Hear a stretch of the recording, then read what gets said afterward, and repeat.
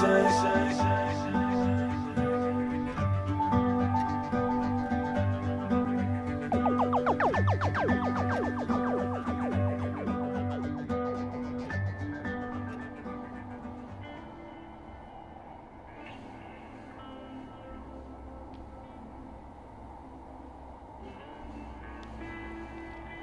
heading along the Gallowgate, away from Glasgow's centre and towards the wild, wild east of the city.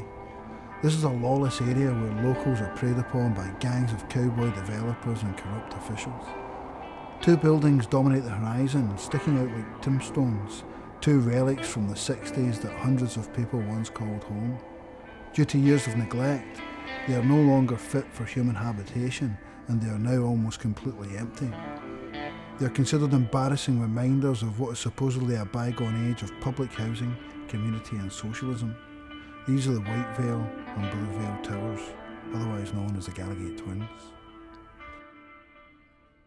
They're kind of special. There was a certain moment in time where Glasgow City Council was building a lot, masses and masses of public housing. And Glasgow was seen as kind of a major site of the modernist housing revolution. In the 60s, astronomical amounts of public housing was built, and a lot of it wasn't very good in terms of its architecture and design and building quality, but still at the same time I think there was an attempt to house people who didn't have a lot of money. You know, it was a generous social democratic gesture in some ways.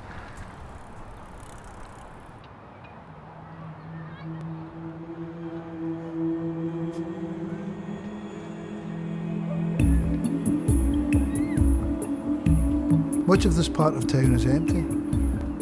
People have been cleared out, leaving only broken down warehouses and fenced off waste ground.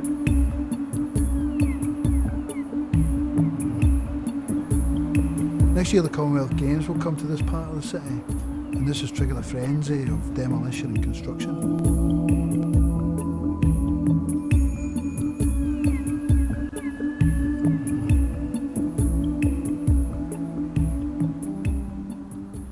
I think overall a question that a lot of people need to ask is, what does regeneration mean?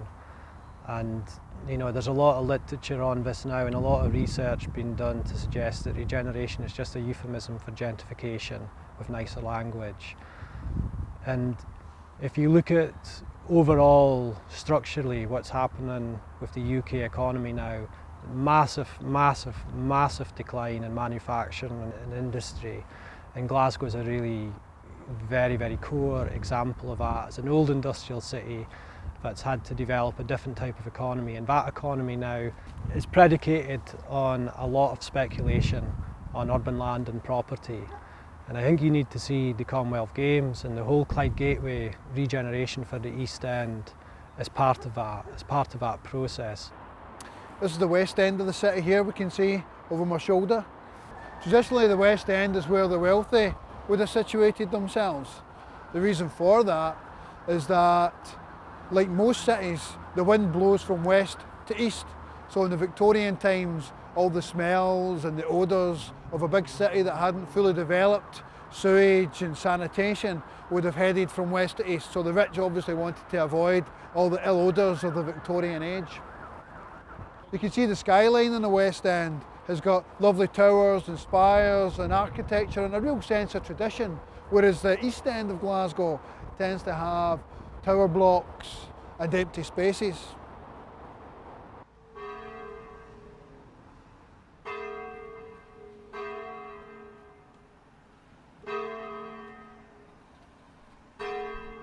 So from this angle it's actually hard to imagine that these are the tallest buildings in Scotland. You can see them just over my shoulder, just peering above the tenements here north of Duke Street. As you can see, just looking around, these are all kind of townhouses. Most of them are bought, most of them are owner occupied or privately let, whereas down the other side it's mostly kind of social housing or housing which isn't actually getting used at all. This is Duke Street. Once we cross this, our life expectancy will go down by about 10 years at least. And it is ironic that they're bringing the Commonwealth Games to the area of the city which has got the lowest life expectancy in Britain.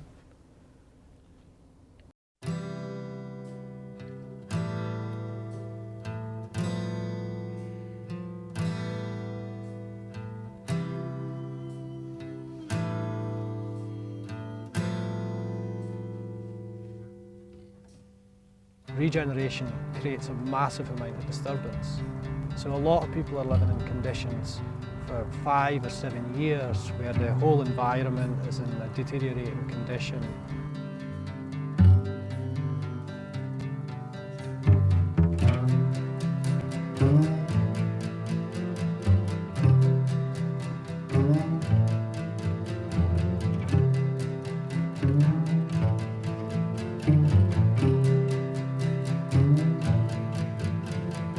All we ever wanted was everything.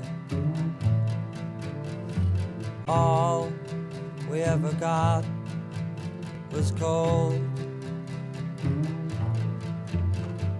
Get up, eat jelly, sandwich bars and barbed wire.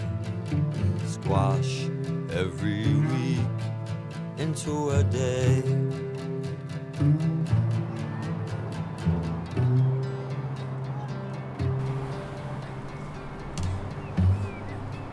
I'm heading off to the 29th floor of the Bluevale Flats when I'm going to meet a guy called Willie, who's one of the last residents still to be living there at the moment.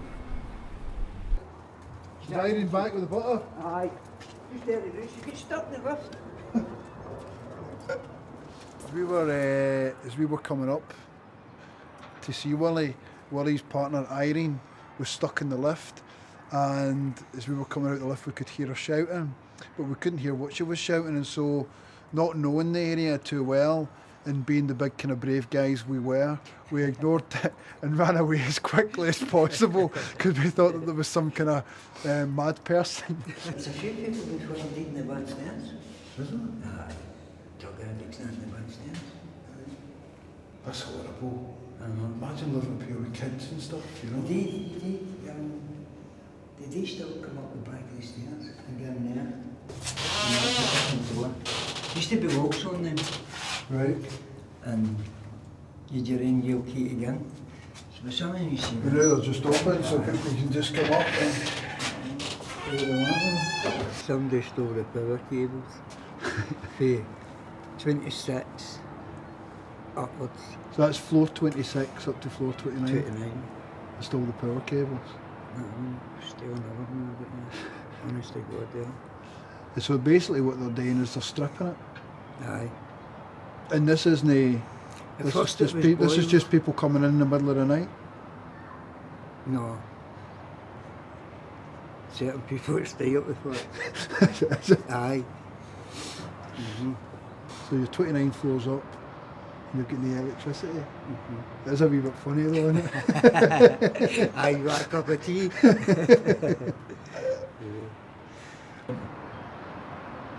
So you can actually see the birds flying down below you from up here.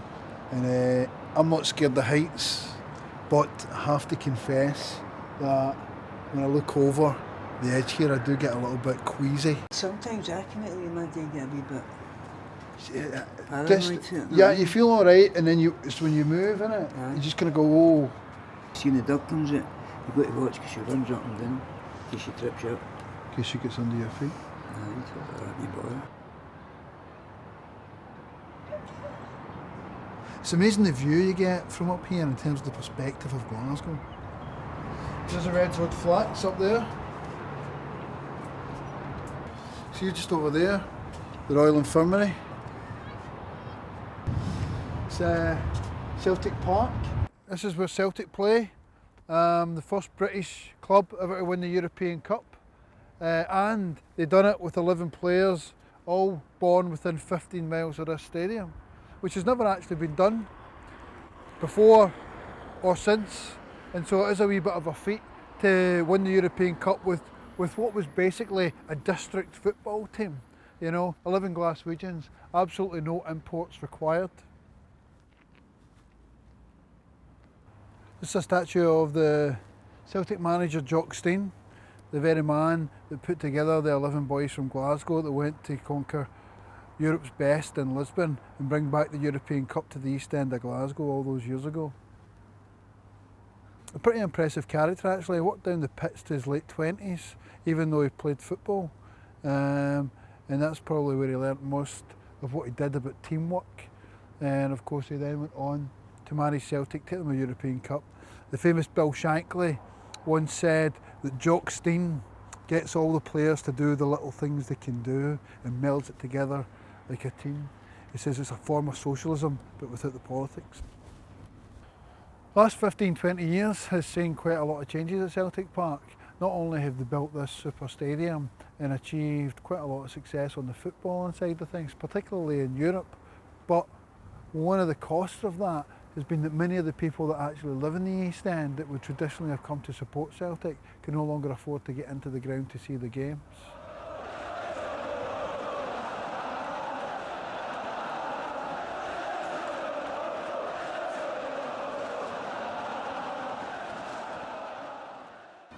The other thing you can see is, to an extent, the kind of history of Glasgow, because there's lots of spaces that you can see from up here that were clearly part of the industrial past, but have never been, they've never really found a new use for them. Like over there, you can see an old warehouse, and there's a big green space. Now in any other city that would have been developed because it's pretty close to the centre, so it must be worth quite a little bit of money. You can see all over the city these kind of gaps that were obviously once filled by a kind of thriving industrial complex of factories, or there's a forgery used to be around the corner, the shipyards were just over there, rail works, etc. And they've not quite found a new use for all these spaces in the city yet. To me, that's a very, very clear rent gap line. So this area then is seen as a very, very attractive area for kind of profitable investment, because the land values are low, so you can buy cheap and hopefully turn a profit over. So these flats were built in 1968, 44 years ago, which incidentally is the year that I was born. And they're now talking about knocking them down because they've got structural problems, a bit like myself.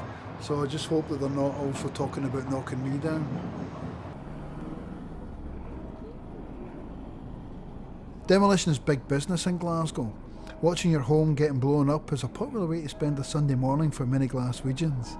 Although I warn you that it's not the best thing to do if you've got a hangover.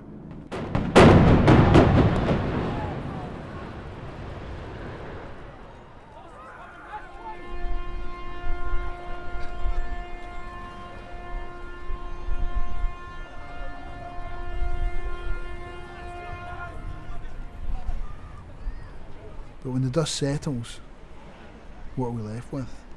When you run down an area, then you can present yourself as the White Knights of Regeneration. So in the East End, what we've seen for a long, long time is a lot of territorial stigmatisation, deliberate blighting and disinvestment, so that the area in a lot of places is unattractive. You know, there's a lot of old brownfield sites, there's a lot of gaps, you know, there's a lot of run-down social housing. So in some senses this creates the condition then for regeneration to emerge, you know, as a strategy that people get on side with, you know, and it seems like it's something that's going to be good for everybody. Here's someone who hasn't benefited from this regeneration. Her name is Margaret Giaconelli. This is your artwork, is it? Not with mine, somebody's done it for me. I stayed at where the Commonwealth Village is in the East End. I lost my house due to the village getting built. I've been displaced for 2.5 years and still working and fighting to get justice for us, and justice for everybody else under compulsory purchase. Compulsory purchase is an old law dating back to 1845, and it's ridiculous, it's terrible. It actually gives the councils, not just Glasgow Control Council, it gives all councils the power to take your property off you. The council came in and said that they were taking our Palmer building down. Now our building was a red sandstone Victorian building, and it was solid. They said it would last for 150 to 200 years, and we've got document proof that it would last that length of time. But the council needed it for where the Commonwealth Village was, so they decided to demolish the red structure sandstone, and they demolished the area. So what they've done is they wiped out the area. I've said it all along, the new name for the Regeneration is the clearances. This is the 21st century clearances.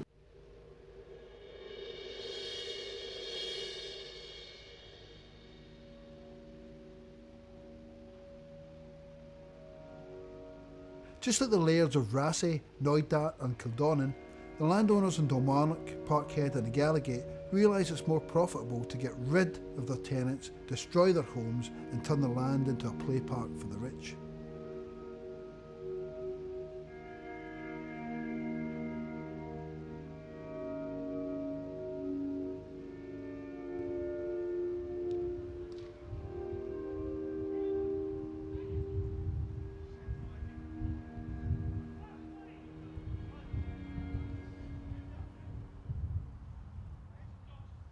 So this is the velodrome, which was personally built by Sir Chris Hoy, the big-legged cycling serial seller. For hundreds of years now, the East End of Glasgow has been veloless, which has led to things like malnutrition amongst the children and low life expectancy. But hopefully with the introduction of this, that's going to all turn around over the next 10 years or so.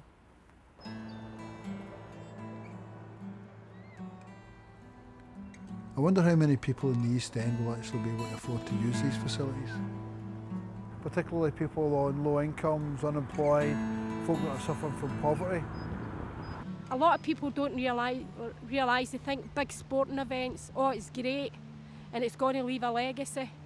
But when you look at the legacies and the sporting events all around the world, there's been left with no legacy. And you need to doubt that. Are we going to get legacy? That's another thing. I suppose the central claims is that there will be a legacy for everybody that comes out of the games, and that will be, you know, kind of the social benefits and social justice. A lot of people are not benefiting, a lot of people are being displaced, but compulsory purchase orders are being used very, very discriminately, so that people who don't have access to lawyers and lots of funds don't have the ability to fight against compulsory purchase orders and aren't really able to reclaim the value of their homes, whereas large-scale property developers are actually making a lot of money out of the process of selling on land.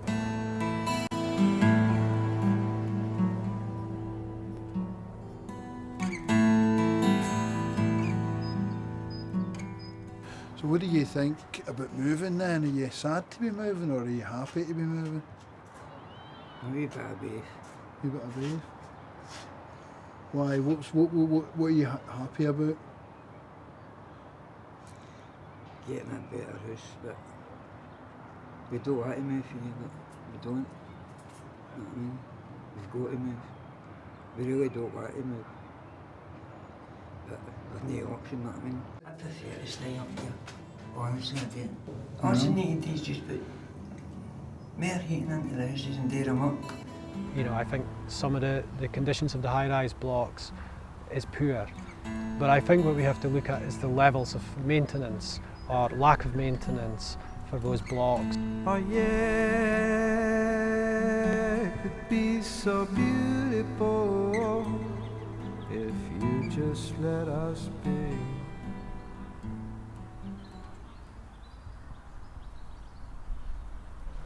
We've come down here to Glasgow Green today because there's a wee demonstration taking place. Now, what's interesting about the demonstration is where it's taking place. Not only is it Glasgow Green, which is historically the kind of people's park of Glasgow, but it's situated here next to these clothes poles. This leads down to Old Flesher Saw here. This is a thing that Glasgow Council tried to sell off in 1990. They tried to sell it to private enterprise basically, which is a third of Glasgow Green. But traditionally this is where the people of Glasgow, the women folk, this is why it's appropriate. This is where they came to do their washing. That's the symbolic nature of the clothes poles, you know.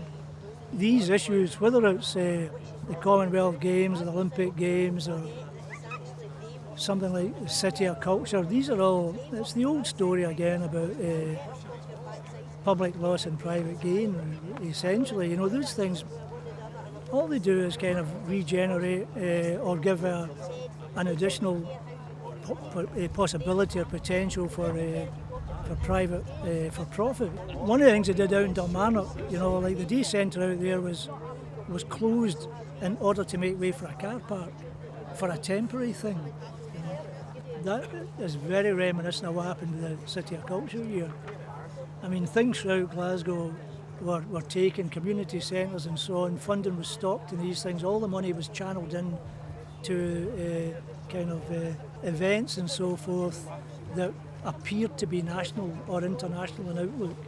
So in order to create these kind of international projects, they get rid of of so much indigenous stuff that was actually operating for the people of Glasgow. So do you think there's a sense that everything's going backward, particularly in the last 30 years in Glasgow? Yes. And by that I mean housing, social well, that's the way it's been. That's been fought for. That's been part of national policy, right? So you might say since the late 70s. The problem people have here in Glasgow is that the people who should be again, these are supposed to be representative of a political position. The councils are supposed to represent, especially in Glasgow. Traditionally, it's a Labour council. Traditionally, Labour are supposed to take on these issues on behalf of the people that they represent.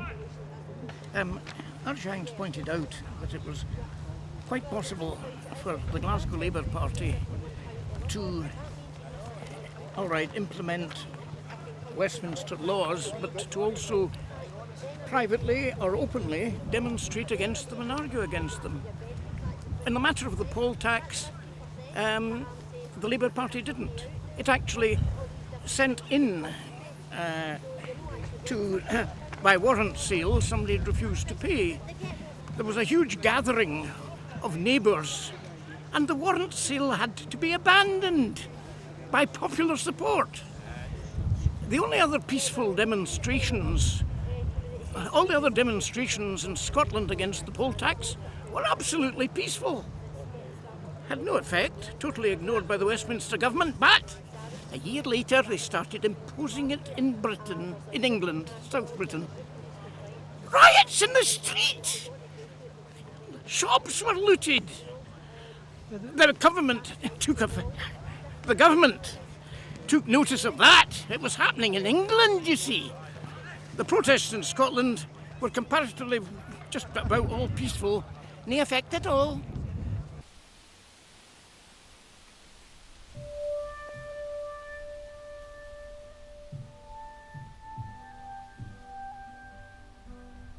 Speaking to Alistair Gray reminds me of the ending of his book Lanark, when the main character climbs to the top of the necropolis to die as the city around him crumbles. His description of an ever-changing city that he no longer recognises somehow seems appropriate. I started making maps when I was small, showing place, resources, where the enemy and where love lay. I did not know time adds to land. Events drift continually down, effacing landmarks, raising the level like snow. I have grown up, my maps are out of date. The land lies over me now, I cannot move, it's time to go. And it's no surprise that you'll soon forget about me. So slow it down. So slow it down. And if you call